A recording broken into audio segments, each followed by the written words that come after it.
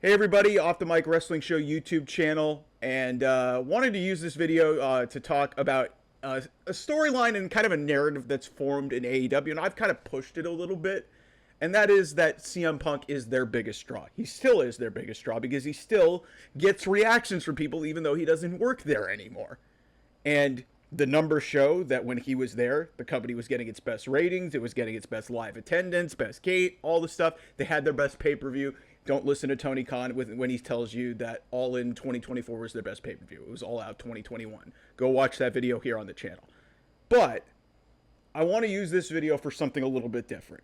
And I want to talk about what I think the biggest loss for this company was and where everything really started to turn. And that's when Cody Rhodes left.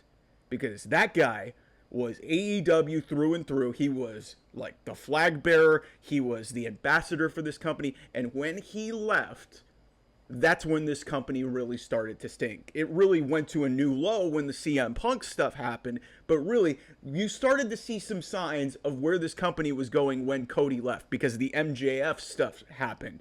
Where he was disputing stuff with his contract. And we had that famed pipe bomb promo. And it obviously killed a lot of Wardlow's momentum. I could name a countless amount of things, but look no further in how important Cody Rhodes is in just 2 years into his run back in WWE.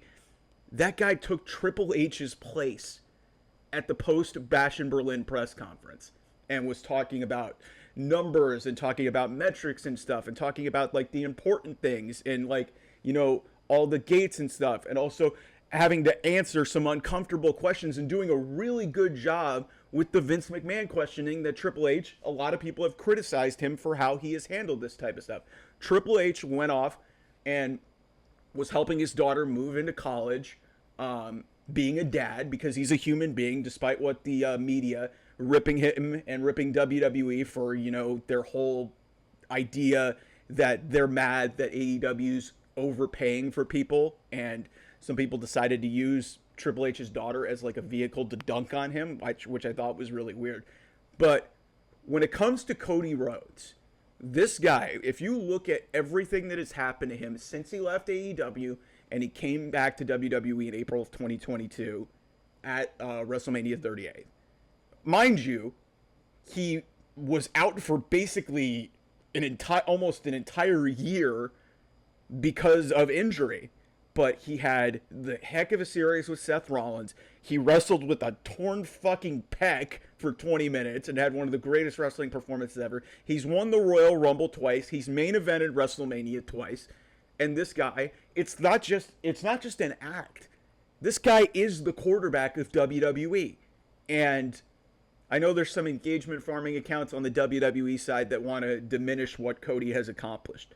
But one thing that I think that people on the WWE side can be united about, and you should be able to be united about on the wrestling scene, AEW has not been the same since Cody Rhodes left. And that was really the turning point of this company. And it just flashed before my eyes in seeing Cody being the last person. Normally it is Paul Levesque, Triple H, who ends these press conferences. For Cody to get that spot, being the quarterback, being the WWE champion, and taking the place of the boss of this company, that shows you how much faith that WWE has in him. And then you look at the way that AEW has been run since he left. Because remember, he was an executive vice president. He admitted he made some mistakes. But his leadership is missed. His ideas are missed.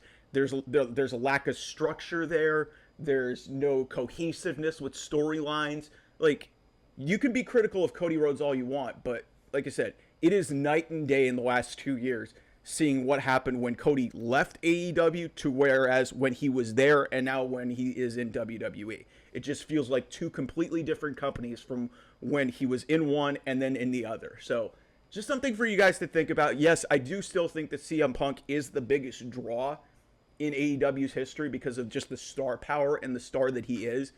But Cody Rhodes, and to be fair, he also, you know, Cody built up his stock a lot through the independent scene and through establishing AEW. But Cody is easily the most important person in the history of that company. And like I said, the minute that he left, that's where AEW started to sink. And they're sinking to new lows because they don't have that shoulder or that brain to, like, look it to in the back. And I don't think people have acknowledged that enough. I'll throw up my one for that. But yeah, people still have failed to acknowledge that. And again, just something as simple as that post-event press conference, it just hit me in the face. I was just like saying, God, AEW is never going to admit this, but man, Cody Rhodes was a big-time deal for that company. So we'll have NXT No Mercy reaction later today. Should be a great show. Ethan Page, a former AEW guy, in the main event of that show, so that should be awesome. And we'll have a lot more reaction throughout the week. Subscribe to the YouTube channel if you're into wrestling content. Love feedback at OT Mike Wrestling on Twitter, X, and at Off the Mic 28 if you want to follow me. And we'll talk soon. See you guys.